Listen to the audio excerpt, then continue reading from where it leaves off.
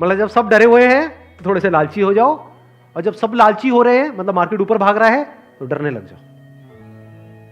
तो large cap में डर कम है, मिड कैप में डर ज्यादा है। तो जैसी मार्केट नीचे जाएगा मिड कैप को सब छोड़ देंगे, उस वक्त आप उसको पकड़ लोगे। तो अब चाहे मार्केट ऊपर उठे तब भी आपका फायदा है, नीचे गिरे तब भी आपका फायदा है। आप वेट कर रहे हो, मैं आज एक्चुअल में वेट कर रहा हूं।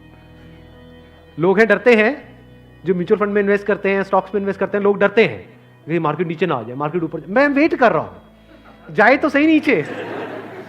समझ गए? क्योंकि लार्ज कैप टूटेगा 20%, तो मिड कैप टूट जाएगा 60%।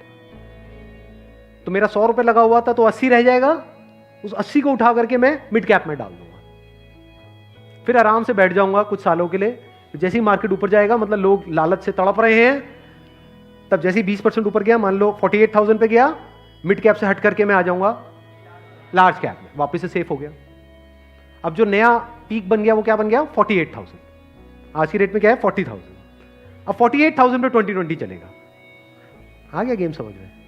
तो यहां से आप पीसफुल हो, नहीं तो लोग डरे ही रहते हैं, म्यूचुअल फंड के नाम से डरते हैं। क्यों डरते हैं? अरे कम हो रहा है, कम हो रहा है, कम हो रहा है। कम हो रहा है तो बढ़िया है, तब भी आपका फायदा है, और बढ़ रहा है तो फायदा है ही है।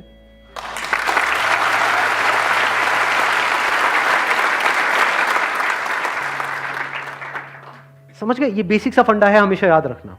मतलब मासिस की जो साइकी है उससे आप कुछ अलग करोगे तभी आपके साथ कुछ अलग होगा, नहीं तो पूरी मार्केट रो रही होगी, आप भी बैठ करके रो रहे होंगे।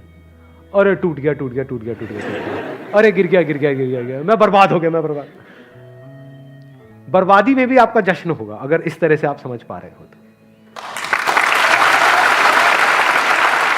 Thank you so much.